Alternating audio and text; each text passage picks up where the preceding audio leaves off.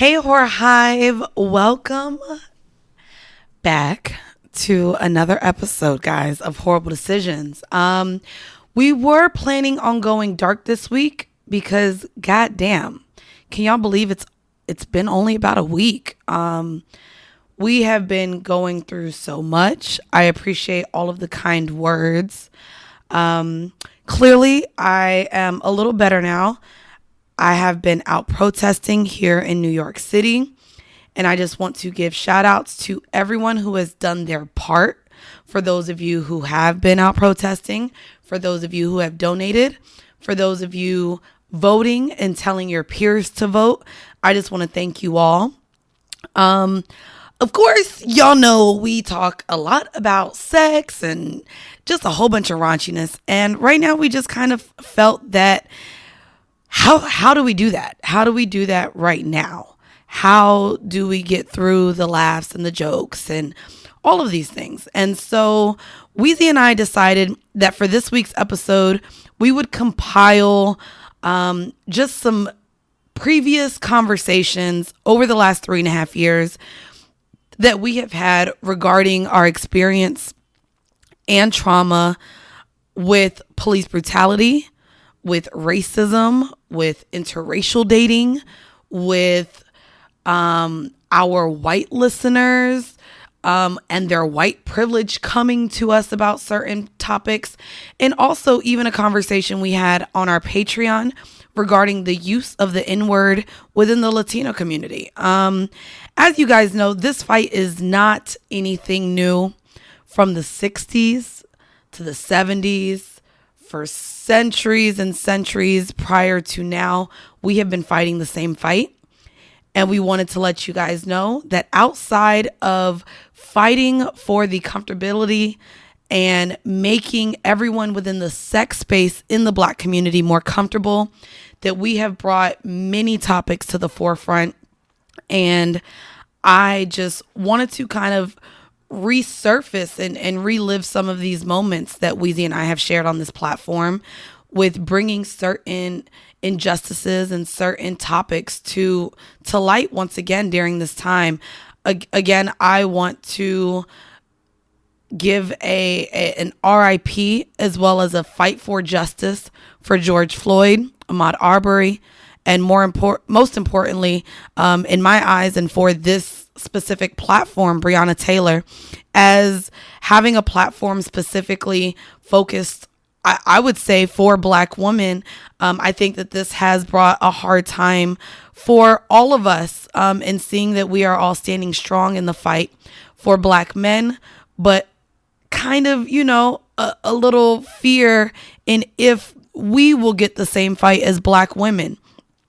Sandra Bland, there's a lot of just cases reopening up that involved Black women. And I do feel like Black women are not kind of given the same voice. And that's what this platform does. We want to continue to give voices to Black women. And again, I just want to thank you guys for all of your kind words. This next clip that you are about to hear goes into what I mentioned during my statement in the PTSD that I feel like I have experienced over the last few years with witnessing Black men being taken at the hands of police officers. And so here it is, me talking about my experience in London and how I was able to realize that I am fucking affected by this shit. Again, go ahead and listen, and I don't want to say I hope you enjoy, but let's go ahead and relive these moments over the past years of horrible decisions.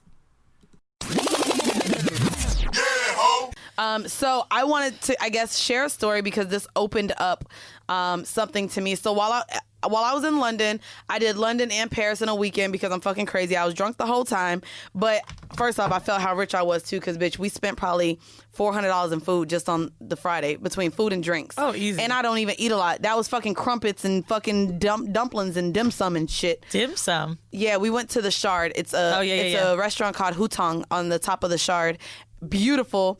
Was drinking porn star martinis the whole time. Bitch, I love me a porn star. So fucking good. Then I love just drinking my shit in there. So good. Then Y'all don't know what a porn star is, by the way. It's so good. I don't know why it's like only in Europe. I've never been offered a porn star in the States. Here, yeah, you can make it. I asked the ingredients. Sure, it's a ton. It's pomegranate. It's super sweet. Passion fruit. Sorry, passion fruit. Passion fruit is sitting in there. It's super juicy, and then you get a shot of champagne next to it. Prosecco.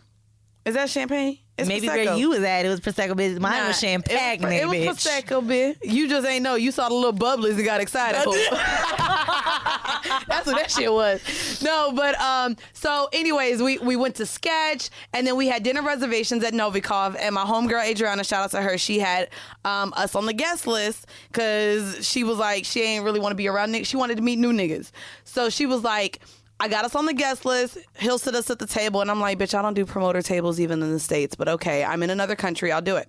So instead of catching an Uber to the club, one of the dudes that really like her right now was like, yo, I'll pick y'all up and drop y'all off at the club. And in her eyes, she's like, well, now, bitch, we ain't got to pay for an Uber. Seemed real innocent, right? Okay. Wrong. He picks us up from the fucking dinner. We go like, I guess I'll share the whole story. But I'll make it short. We drive about 15 minutes away, and we notice we're still in the car. The club is only about 5 minutes around the corner type shit. So we're like, what direction are we going in? Because my friend is not recognizing the direction we're going in. Oh, my God. This nigga's like, my house? Nah, I got to go pick something up. No! My nigga! I hopped out of the car so quick. I said, ma'am, we're calling an Uber because what you're not going to do is pick anything up while I'm in the car with you. And they was Nigerians, no shade, but you either a businessman or you a scammer or a street nigga, whatever you are, you going to pick something up, you ain't having it in the car with me because I know what it is. You're out of goddamn weed and you need to go pick it up, but it's now to me, that's a run. I'm not coming with you on your runs. So I hop out the car and he's like, nah, baby girl, I wouldn't do that to you. Da-da-da. Man, get back in. Okay, I'll take y'all to the club. We get around the corner from the club. Oh, no. Bitch. That's the sound of the police. We get pulled over, but it's a van. 5 police jump out of the fucking van. Because niggas. Literally. Knock on the window. Jesus. Ask him to pull it down. He pulls it down. He's being very respectable, high officer. What's the problem? Because we did absolutely nothing wrong. Sorry. So he rolls it down and he's like, where y'all going tonight? Da da da da da.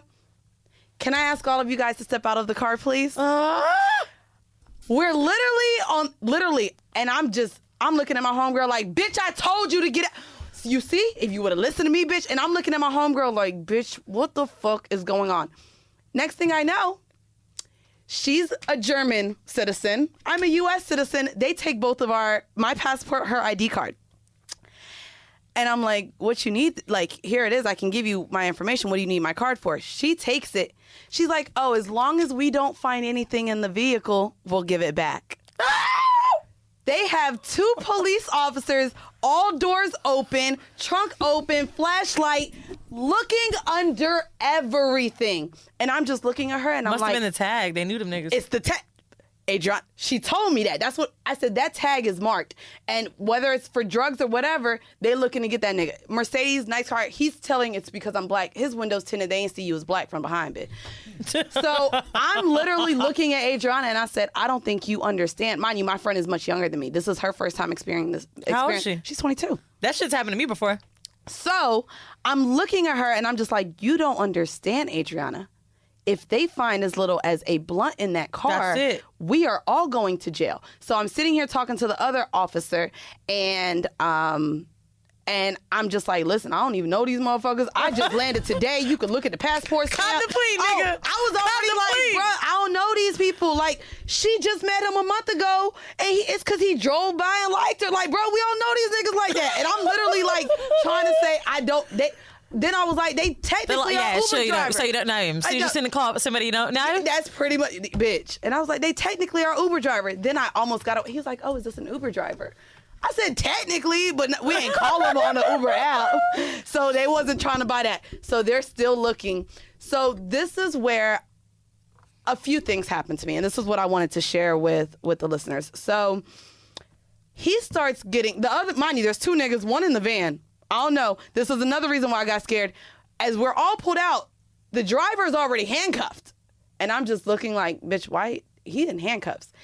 So as he's in handcuffs, they're questioning us. He's trying to say sorry to her, but now he's starting to get slick with the cops.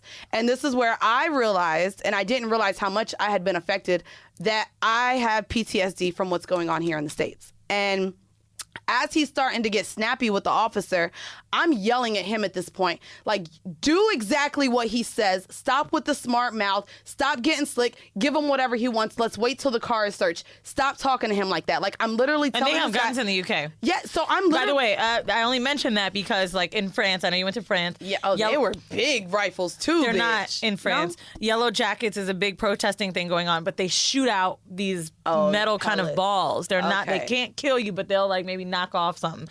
But in London, they do have guns. So I'm pretty sure, right? So he's, I mean, yeah, I was just, Google that. I was thinking. I'm pretty sure they do. At this point, I was already coming up with how I was going to have my Locked Up Abroad episode. I was already thinking. You like content? I was already. Do you know that's what the fuck my friend said as soon as I fucking told her in the car? Mind you, let me get back to the story so I could tell y'all how I was crying like a pussy hole. So finally, they find nothing in the car. We get our IDs back. I said, Adriana, we walking to the club, ho. I said, oh, British have no guns. No guns. So I'm sorry. I apologize. That means that's why he was talking slick. Maybe that's why he was talking slick. I thought that the UK was one of the only. They're tight on guns in the UK. They're tight on guns. Having guns. It's like having a gun over there. Okay. That's why there are always like 6 people taking someone out. Well, yeah, sorry. There was 6 cops. Well, in this car at once. So we're all getting checked. There's 2 checking the car. There's 2 questioning. So that's the why other he was guy. talking like that. He's talking slick to the one officer, and the other officer is with us. So finally, they come back and they're like, okay, nothing's been found in the car. They give us our passport and ID back. And we start walking away. I'm like, Adriana, we finna motherfucking walk to the club. So we walk back. They let him go as well. They uncuff him, and he comes running to us at the end of the sidewalk, trying to apologize, saying he's sorry. And all I do is burst into tears.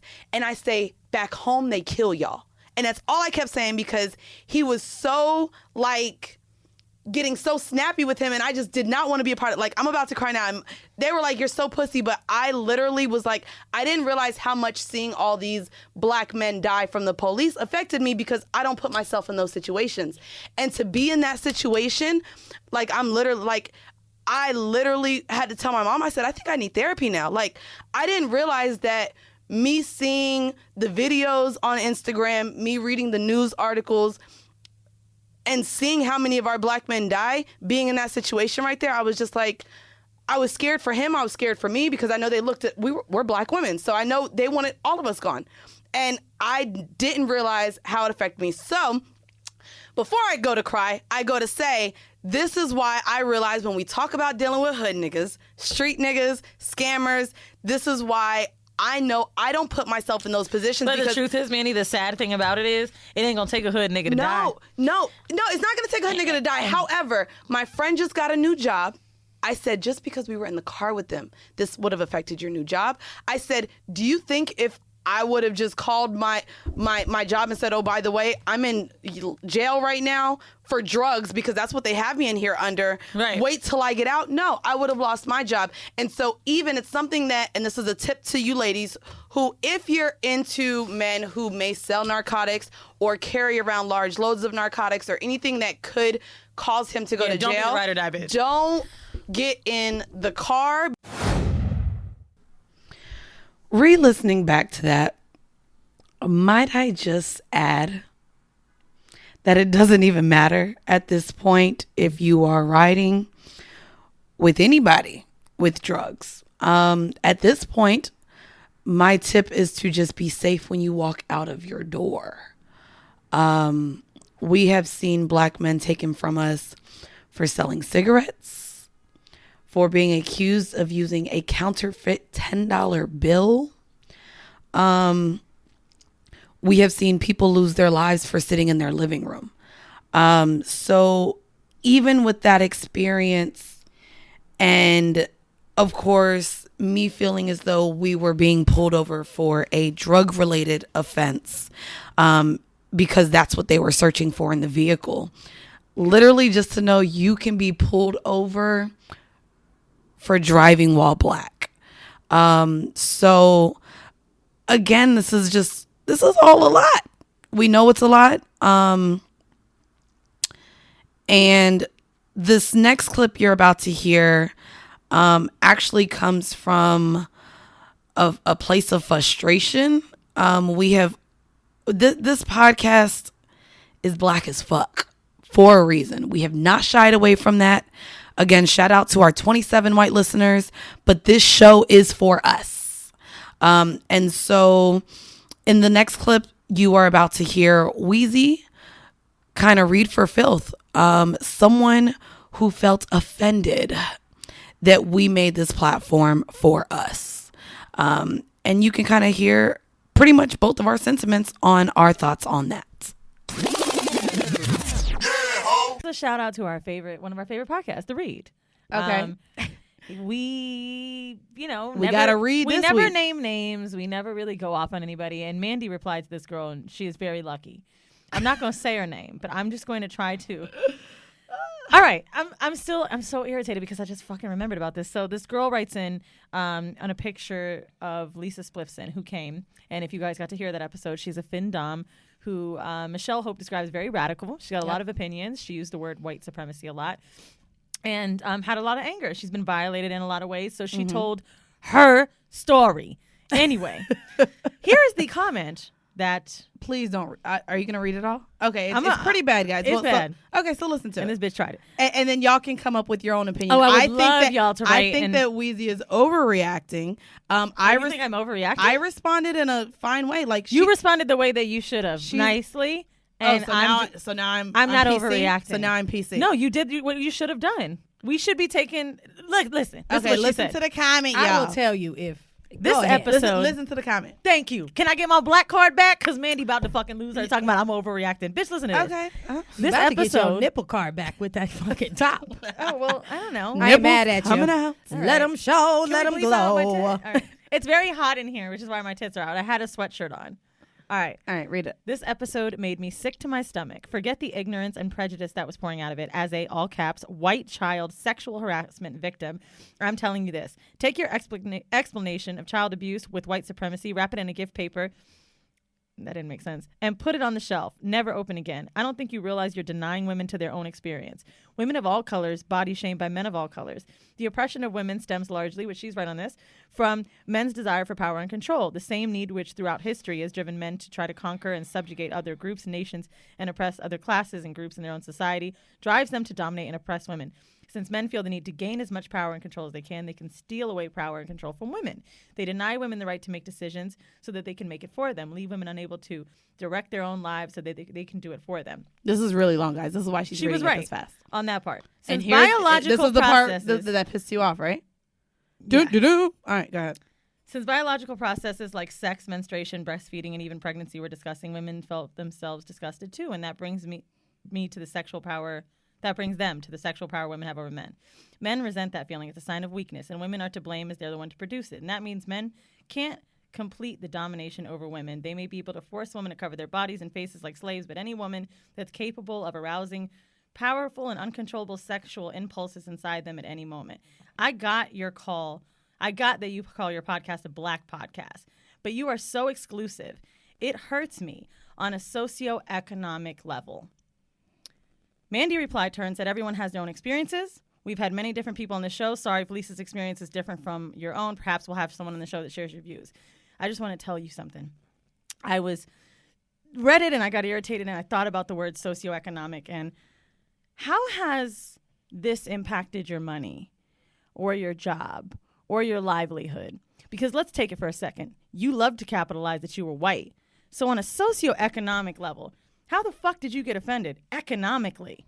I mean, really, when black podcasts are the minority, black people are the minority, well, what the fuck are you? How are you really affected by hearing a black girl tell her fucking struggle, and then here you are with these white fucking tears about how you're left out? How the fuck did Lisa feel her whole fucking life, or every fucking black girl that goes through shit, even especially if it's with a white man, and someone saying, oh, hey, it's okay, get over it, but now we gotta cater to your motherfucking white ass on our black ass podcast because God forbid we have some some black bitch on here talking shit about somebody that looks like your daddy. No, the fuck you didn't. And if it's such a problem, you should have never, ever followed our black asses, half black asses, whatever the fuck you want to say. You shouldn't have even indulged. Even bring it up. You sound dumb. I know it's a black podcast, but I'm hurt. Bitch, shut the fuck up. Do you know how many black girls have been hurt? Do you know how many black girls were feeling Lisa? Not to mention how I was embarrassed that we had black men on here talking about Spanish women and how they're better. Do you know how many black girls were hurting? And where the fuck were you? You weren't offended because your hair is good too. Fuck you. Matter of fact, Monica, Marika, fuck you, fuck you, fuck you, fuck you, fuck you. Most of the girls that are findoms are white. Do you know how many black ones are there? Not a fucking lot. Not a fucking lot. She's fetishized for being black, being big, being whatever, and here you are being hurt on a socioeconomic level. What does that even fucking mean? Did this podcast really take you away from work for the day because you were so fucked up? Anything that you listen to is catered towards you, is catered to your demographic. And one fucking black girl, I swear to God, like, it almost blows me. She was this mad. Yeah. This is a podcast for people of color. Michelle is looking like, and if I left out a few white girls, into? I'm sorry, because I feel like we've always, like, we ride for any fucking woman. But here you are having to tear this bitch, us, a new asshole, for having the nerve to bring another black bitch on our black ass podcast. Bitch, you gonna have to go. And if it fucking sacrifices me to have a shitty throw the whole review, listener away. That's what she said. I don't throw care. the whole listener away. We just don't. Because you know what? I told Mandii when I started this show that I didn't want it to be a black podcast because I wanted it to be inclusive of everyone. But fuck it. If that's what we had to do, that's what we had to do. Because if you can't sit and listen to a black girl tell her feelings, then bitch, you gotta go. You gotta throw the whole person away. Fuck it. Leave your 1-star review. Suck my dick. You can kiss my ass. I don't even know Lisa. I never spoke to her again. But I can tell you this. I get it. And bitch, a lot of other white people that listen to it got it. And no one sat there and said, oh my God, she's talking so much shit about white people. I can't stand this. And I'm so offended. Bitch, maybe she was offended when you sat there and said you were hurt on a socioeconomic level. Bitch, how the fuck did it affect you? Ooh. I know you are so happy you got that shit out. I was. Whew. And that's all I had to say. And that was the read for today. Shout out to Crystal and Kid Fury. This was her read, and I think that they would approve of this message, actually. Because I meant it. And mind you, this is coming from someone with a white-ass daddy that fucks white men, works with white people, has friends that are white.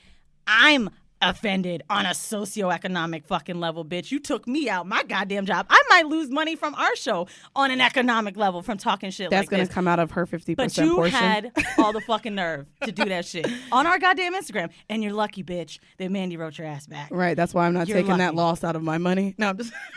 Anyway, I'm done. Anyways, guys, if this is your first time listening, I promise this doesn't happen often. She's just really angry about a comment that we received from one of our listeners. And I think it's good that we express this. We show you guys so much love, and we appreciate all the love that you guys have given us. However, even on the last episode, we just talked about how people just be judging us. This was definitely one of the comments that we got back that, got a reaction. Do you guys have anything to say about that? Do you think I'm still overreacting? You said your points. I didn't feel that emotionally connected. But before, we're not going to introduce her, I guess. Our guest, Michelle Hope, has something to say about that. And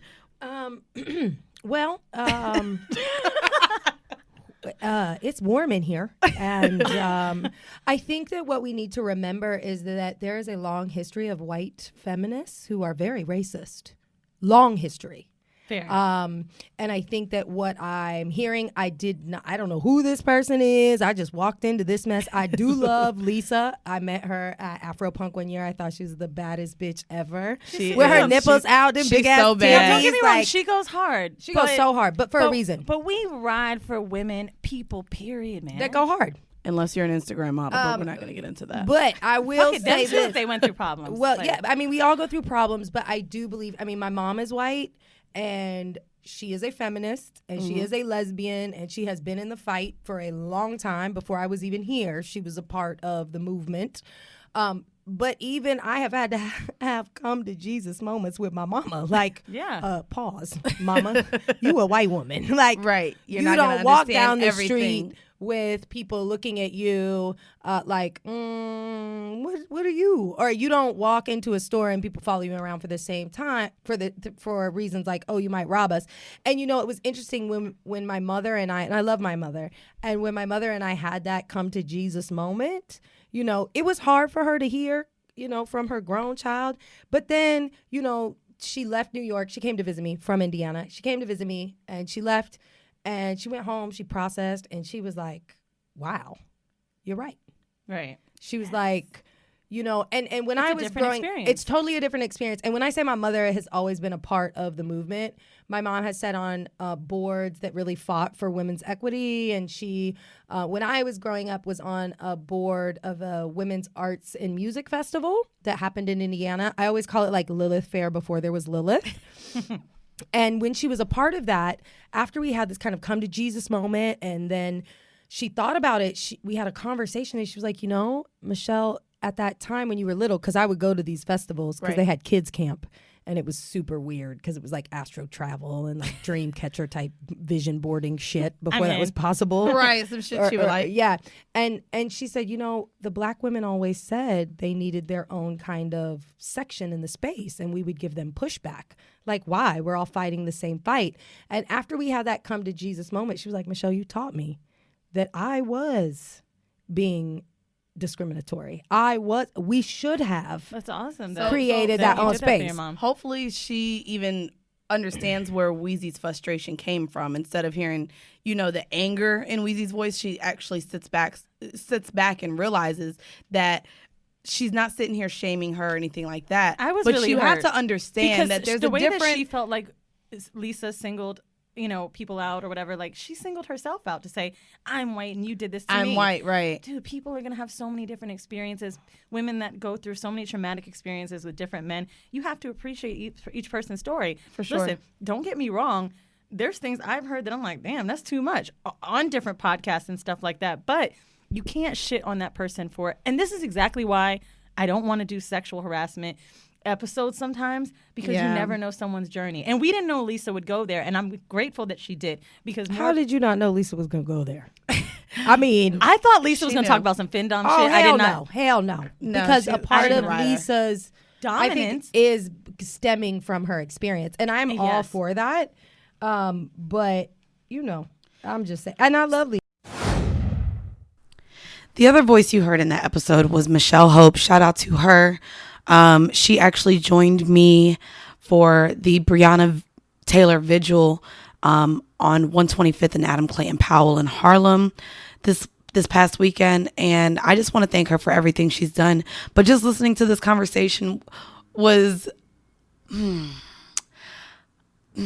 I want to say triggering, but went into why my statement last week was so hard to get over. My mom even just called, and we've been having just the struggle in how we are communicating right now. As you guys know, I'm black as hell, but I was raised by a white mother. And there's just been some difficulty in that. I do want to shout out also to the listeners who have reached out to me in my DMs, for those who are not black, but who are raising black children, and also the confusion that they're currently facing. And I talked to my mom literally yesterday, and she was like, I'm okay with hearing that you hate white people. I know that you love me, but she's like, she's hurt by how white people are. And she hates that she's white sometimes, because here she is raising 3 strong black women. Her partner is black. Her nieces and nephews are black. And she has gone out and protested in Orlando. And I'm grateful for that. But like I said, as far as those white listeners and those non-black people who are raising black children, the only thing I can say as far as advice is to educate yourself. And more than anything, I think what I've taken away from this is checking your own. Check your mother's your uncles, your brothers, your sisters, those individuals who are not black, check them when they are wrong. I think that as black people, we have tried and tried and tried and tried again to tell y'all what the fuck y'all are doing wrong. And we've shouted at the top of our lungs and y'all just don't hear us. So when our white allies and our Latina allies and our people of color who are not black allies are asking us what the hell they can do, I would say check your kind. Check them when they are wrong and let them know that they are wrong. And be willing to stand there and lose a coworker, lose a friend, because they ain't worth it. If they not fighting the same fight as you, they ain't meant to be a part of us. The next clip I'm about to play, many of you may not have heard. It is a clip from a bonus episode with Brianda of the Super Trip Talk podcast. And we get into a pretty deep conversation regarding colorism and racism in the Latino community and whether we allow the Latino community a pass on saying the N-word. We also get into the conversation regarding colorism and what Weezy and I have faced as biracial women having a black ass podcast and identifying as black women. We get into that conversation as well. So buckle up, turn up the volume, and get ready for this clip. The Dominican look.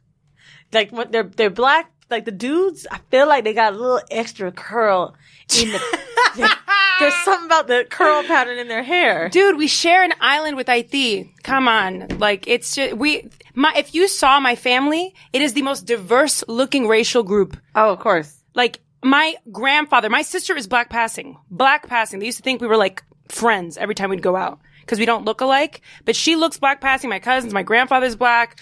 That's interesting you said black passing. You know, there's white passing. But why not just say she's black? It's for like actually, this is the whore hive, so they would understand. But for my listeners, I say black passing because they're not hip with those terms yet. What are your listeners I've never like? heard black passing. So I use it. It's like an I've heard white passing. No, I've heard black passing from like Middle Eastern people when they reference Middle Eastern people, but I've never heard it for Latinos. They're just people who say that Latinos aren't black, and I just think that's a very limited way of thinking. Like, Latinos are one of the most racially diverse groups of people. Like, Latinos are black. Latinos are also white. You know what I mean? It's like a very odd statement to say, damn, we're starting hot. Where do you think your listeners come from? That they wouldn't get that? In the psychedelic community, there are mostly white. Because I was saying, like, bitch, 2020. They fucking know. Like, that it's sensitive times and how people want to, like, be, like, that's interesting. I would just say black. I say black. Right, and right. Also, my sister considers herself black. She gets treated like a black person. She works at Boston Children's Hospital, and they be treating her like not the best. You know what I mean? Right. And it fucking sucks. Especially as my sister. And, like, to be honest with you, when you were Dominican, she was older than me, and she always got treated worse because I was a little lighter. Right? And that was shit that I saw as a kid. Like, even my mom. My mom's a fucking cunt sometimes. I think about the way she beat her. I didn't get that treatment. You know? Or the way my aunts would talk to my sister versus how they talk to me. Wow, in your own family. I mean, colorism is real within your family. It's pervasive. But, I mean, to think just to be hurtful. Like, I've seen conversations or, like, heard them within Latinos talking about how maybe their family would, whether it's pressing their hair or telling them it's going to be hard to find someone or bleaching, but I've never heard about, like, beating on them. Fuck. Oh my God, like, you wouldn't believe. I would do the same shit as a kid that my sister would do, and my sister would get hit for it. Shit. These are things that I'm talking about in therapy now. I'm super close with my sister, who I said her birthday's today, and I canceled my date today to go to her because she was like, man, I'm feeling a kind of way. But I feel like I owe my own sister kind of reparations for the amount of shit that I wasn't able to provide her as a kid, like empathy or like seeing that she was going through a tougher time. She was also overweight. Imagine that. Like, it was just a lot. And so, yeah, she's a black woman, period. If she gets treated like that out. So, no entiendo. Like, that's, but the thing that really pisses me off was as a kid recounting memories and, thinking about memories that I have that she doesn't and she was there for. Like, I was recently talking about like a family reunion we had when we were like 10. And she remembers she didn't get fed. What? She didn't get fed at this party. And I was talking to her about the sancocho that we had that was like amazing. And she was like, oh yeah, they didn't Feed me. You know, this is awkward because so we've had the conversation about like the uncomfortability of even Latinos saying the N-word. And so even having the conversation with you, I guess this goes into why I don't like when they say it. Because specifically growing up in Orlando and being friends, like my friends growing up, majority of them, even if they were black, they were either Jamaican or Haitian, just because of the side of town I grew up on. But my best friends were also Colombian and Mexican. And in terms of how they treated black people is why I don't want to give Latinos of any origin the right to use that word, because they have been just as oppressive or racist towards black people as white people have. Aren't black people also that way with other black people? Colorism and shit? That's true. But what she's saying, though, yeah, but as I far think as it's a different... Yeah. I've had Latino friends I've watched treat black people crazy, too. Like, We're from Florida. wild. Where are you from? Boston. Yeah, Okay. so we're from Florida. Florida, you've got a lot more, like, in schools. I honestly don't even see our why pep people... rallies were segregated. Everyone would bring their fucking flags. So I went to Oak Ridge High School. I went to Walker Middle School. Like, I lived on Oak Ridge, on the west side of town, and then I went to high school in Pine Hills. So in Florida, like, we would have pep rallies. And during pep rallies, literally, you would have your Jamaicans in a section, your Haitians in a section, your Mexicans, your Puerto Ricans, and everyone would bring their flags. But we would segregate ourselves as teenagers based on what countries, like, we were from. Bro, that and shit is wild. Were Puerto Ricans and Dominicans? Bro, and my school specifically was, like, all of the schools that I went to were over 90% black. Like, black or Latina. I didn't go to any schools really with any white kids except for my freshman year. I got into a magnet program for TV production. But me being around even my friends' families growing up, I remember them blaming me for their daughters dating black men. I remember, yes, literally, like, my friend was Colombian growing up, and Weezy, may actually meet some of them at the Orlando show. But I just remember, like, them blaming me for them dating black men. I remember, certain music or people that we liked, them being like, using the N-word in a bad way, like, to where they literally, to me, Latinos have oppressed and shown hatred towards black people the same way I've seen white people do. So I don't agree that all Latinos can't say that. Not all. I never say all. Well, you said Latinos shouldn't use the word, right. but there are. I don't think a lot of them should. I have an issue with the Afro-Latina and Latino blanket. The only close friend that I have that says that is Sharonis. He's Latino, no? He's Afro-Latino. He'll say he's Afro-Latino. But I just really feel like there's this other dude I know that talks about how he's Afro-Latino, and I feel like he does it so he can say nigga. I know I'm being extra. It's a feeling. I feel like if there's a weight when you say it, and like, oh no, this is like when Mero says the N-word, I don't know. I understand. He's Dominican. He is our Dominican patriarch. So he's black as shit to me. Mero's black as fuck. Okay, he's Latino. And Dominican as shit. So I was going to say both. Wait, he's not black? No, he's Dominican. Well, he is black. He's so Dominican. Actually, what is it going to be? What is it, guys? Wait, no. Mero's the black one. I'll tell you what. Black. Jesus is the black. Mero, here's why. Mero is what you would say is black passing, right? Okay. But there are a lot of Afro-Latino people, which I would even, and this is just me looking at you, not even knowing you, I would even call you Afro-Latino. Lo soy. But also, don't think you're black passing. So I feel like nigga can't be used. Is that weird? I say if there was a meter, the metric is the way people say it. I can tell when you weren't raised in this, you weren't grandfathered in this. Like when I can tell when people are just saying it to acclimate or like to like using it, like on some Billie Eilish type shit, some appropriating shit. It's a weight. Of course, when you talk about it, it's hard to contextualize because it's a feeling. I just feel like Afro-Latino doesn't give you a nigga pass. I don't believe that. But I believe that, like, Afro-Latino people, like, when you have black skin as an Afro-Latino, I feel like that's different. I know it's fucked up because I'm mixed. You know what I'm saying? And I don't have black skin. But at the end of the day, I feel like this is a new thing that I've never seen before that's come about since, like, I would say since I've turned 25. Suddenly I started seeing this thing happen. You guys just moved up here, though. This Dominicans are all around here. No, the Afro-Latino verbiage. Oh, okay. The Afro-Latino verbiage. Yeah, Now, because, I mean, we're from Florida, so yes, New York is probably on a larger scale too as far as Dominicans, but no one, like, there was no just white and black in any question for the both of growing you. up. Can Afro-Latinos say the N-word? No. Ma'am? I think so. It's a no for me. It's a no However, for me. I do have there's a Mero thing for me. She just said Mero is. Oh no, because I didn't know which one. If it was Jesus or Mero, I don't know which one is. Mero is. Do they not appear to both be black men to you though? No, one looks Hispanic, one looks. Oh, black. Mero looked black to me. I I'm thought sorry. Mero was No, black. she's right. One No, looks Hispanic, one looks black. he looks mestizo. He looks mixed. He's not. Jesus is clearly the black one if you see both of them. I guess that's you're how right. I view it.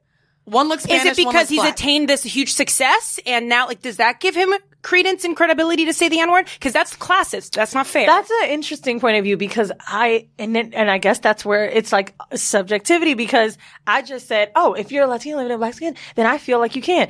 When I looked at Mero, I thought he was black. But see, here's the thing to me. What? Your sister. Yeah.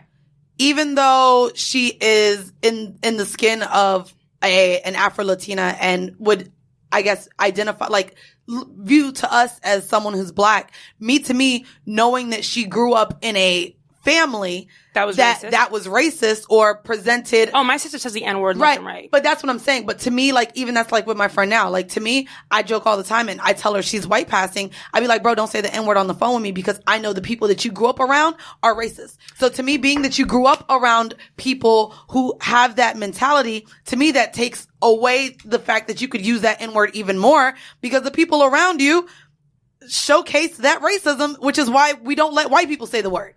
Right. There's a level of oppression behind it. And to me, if you were oppressed in that space and you grew up and the people that you love and around you are oppressing you because of the color of your skin and you being black presenting, I have a problem with you even using that word.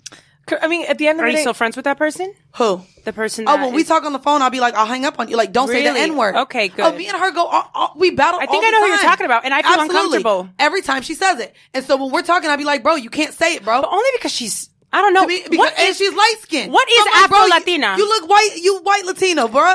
I have a really interesting. Yeah, you're now that's white. And the Dominicans would think that's white, right? So, bro, don't say the N-word. And so, if you want to get the extra candy, the extra food, it's crazy that you brought this conversation because so we have such a diverse listenership in the Whore Hive. Of course, do you know what I'm about to say? You said diverse listenership. No. Oh, I'm about to bring up some shit. That I would just say, as far as like from a listener, the diverse listenership in our Whore Hive is appreciated. But also, real quick, I know we're talking about Latinos right now, but I recently got a DM from a white girl, and it was just like, I think on one of my stories from the podcast, and she asked if white people would feel comfortable coming to our show. She wanted to come to our show. I've had that too. And I'm just like, absolutely. Like, but just know, like, we make fun of white people all the time. Like, it's just kind of, I want you to hold this because you guys are both going to love this. I actually have already talked about this on an episode that's come out with Eddie, but, I love him. Me too. That episode was fucking He's hysterical. so fun. He was so funny when, we mentioned science. Like, Eddie is so touch and go because I mentioned something about science and he goes, Mandy doesn't believe in science? Are you serious? And then he goes, but isn't she smart? He's great. And I like that he fits, but he ain't gotta like, I appreciate people like that don't have to like maneuver, put the voice on. But anyway, I read this with Eddie because he's Peruvian, he's Latino, but I really want to read this again. Okay. So Mandii has never heard this. I was going to do it on an episode with Mandii, but then I was like, fuck it, I'll do it with Eddie because he's Latino. You guys have already heard this, but this is even better because you're Latino. So, this is from a patron who is top tier, wanted to let me know that before she, oh, bitch, I ain't gonna front. I went in on the last episode about my feelings on this. I called 2 Latino friends of mine too. Shit, there's no signal in here. It's not loading. But, just to tell you what's going on, Mandii and I made a comment on an episode 56, Valentine's or Galentine's, where I told her I was on a cruise and that I said, oh, now that we're popping, I don't know when black people look at me if it's a I horrible remember you decision saying thing that. or a black thing. And then Mandii said, horrible decisions is a black thing. And I said, oh, you're right. That's true. Here is the listener DM. I don't know. Hello, Weezy. I know this may not get seen, but this has been bothering me for quite some time. I understand the motive behind your shows. Outline is for the awareness in a black community, but I do get offended that I've paid $15 a month to hear about how horrible decisions is made for black women when I'm a mixed ethnic Latino relate to your show as well. I've always been able to sideswipe the comments about Latino women, etc. I do appreciate the love for Afro-Latino, but from Latinos from all areas on the spectrum can relate to you. I don't understand how you can just always make horrible decisions a black thing when your audience is so broad, especially when I know how y'all are going to feel when I keep reading. Just let me get it out. Especially when no matter the type of Latino we may be, we're still minorities. Yes, our struggles aren't the same, but we still deal with one on the regular. Black women have overcame slavery, prejudice, segregation, and fixation for years, but so have we. A lot of our mothers and fathers left their countries with no civility, strength, or education just to make a better world for us. I didn't say we had it bad, but we have similar struggles. And the show relates to women. I feel like the show is a woman's show who don't have a comfort or space to speak on this stuff, because how do I ask my Mexican grandmother about sucking dick?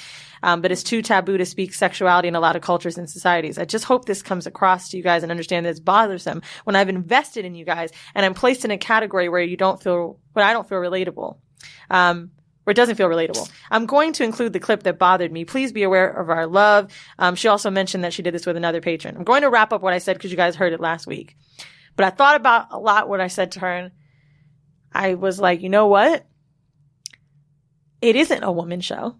That's true, because we have many male patrons, but it is a black thing. She's just welcomed in the space. And then I told her, no one white has ever written me this. And they know this is a black show.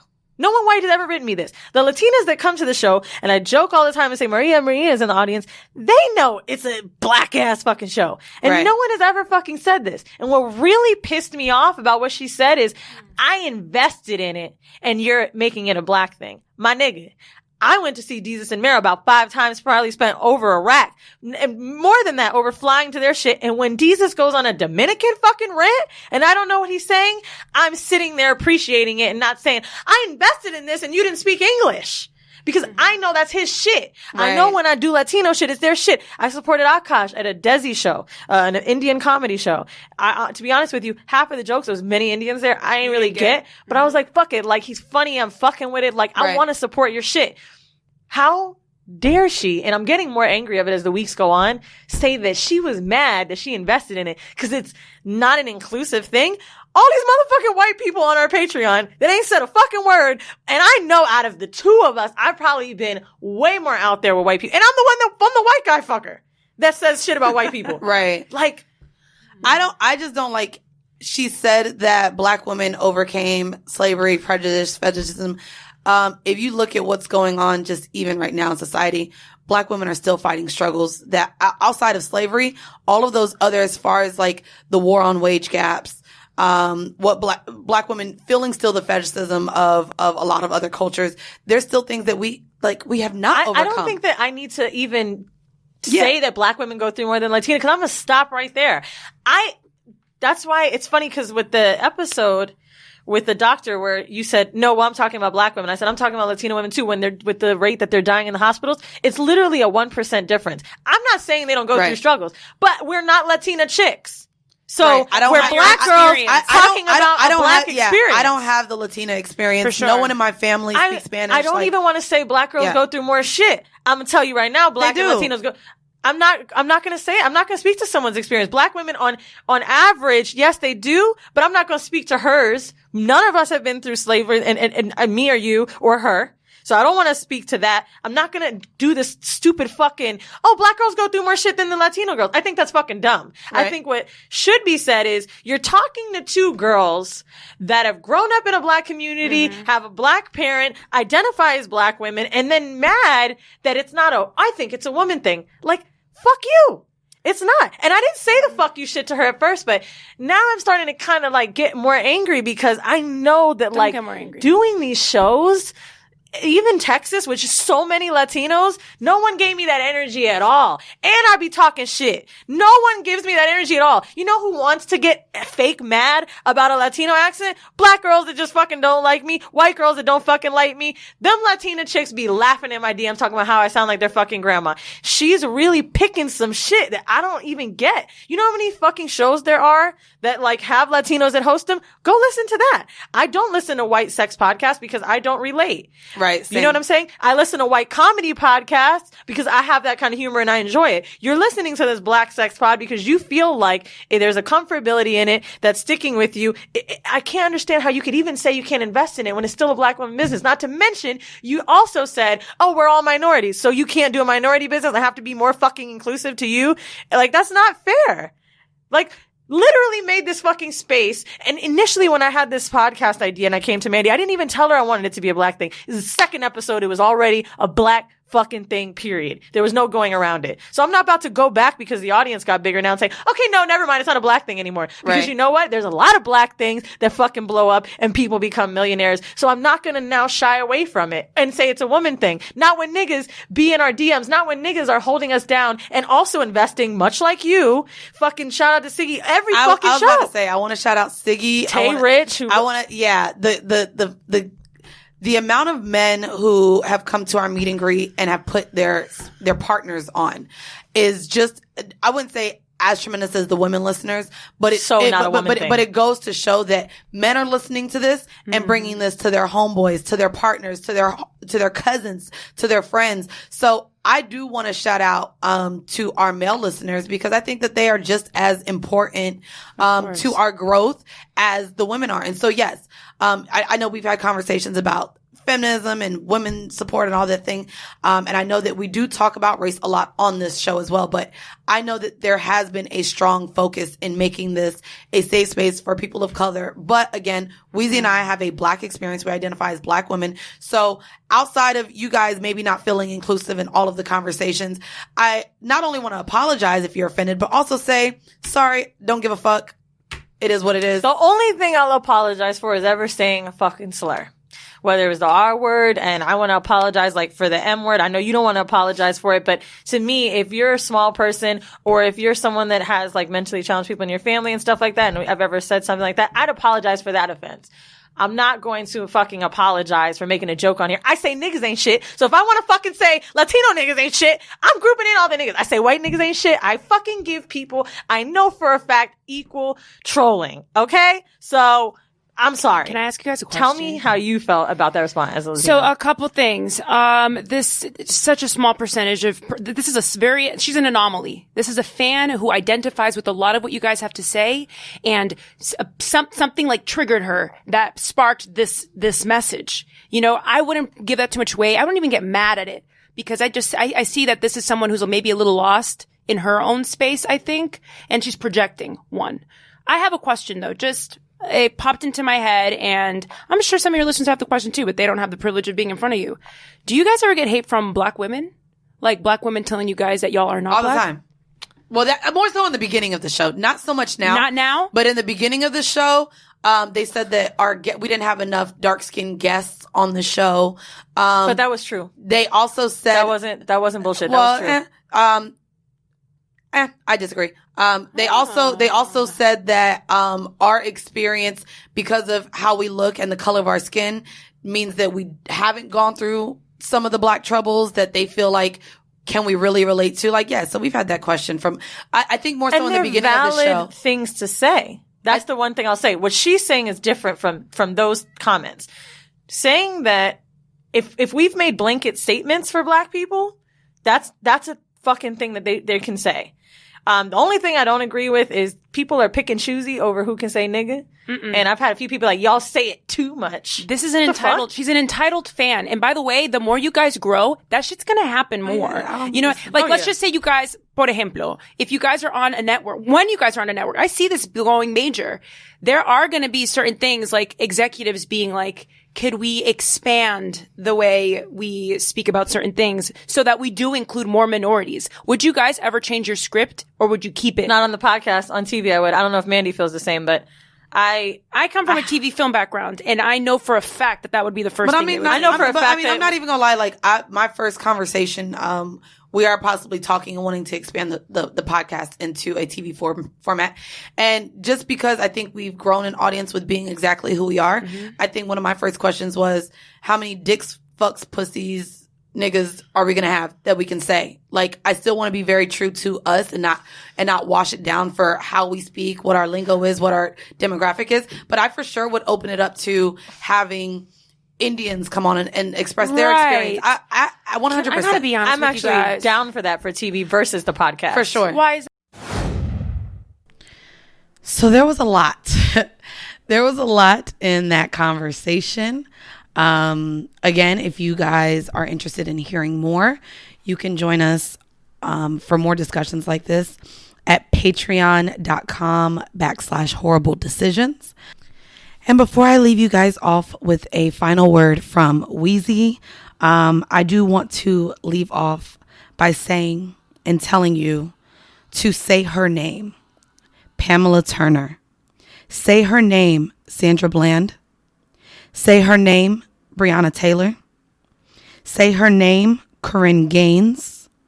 Say her name, Tatiana Jefferson. Say her name, Chantel Davis. And again, guys, continue to educate yourself, and let's continue to fight for justice for all of those wrongfully taken from us.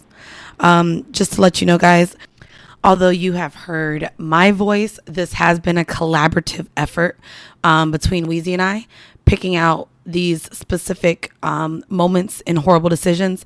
And I am going to leave you guys with Weezy. She was just out of town, and we definitely, instead of not having an episode at all, we wanted to put this out. And so I am leaving you guys with Weezy, and I want to thank you guys and everyone who has done their part in the Black Lives Matter movement and fighting for justice. So here goes Weezy, guys. And again, thank you. I want to thank you for getting to the end of this episode, because I understand that this could have been triggering for you. And honestly, there's a lot of podcasts I don't listen to if I feel like they're going to upset me.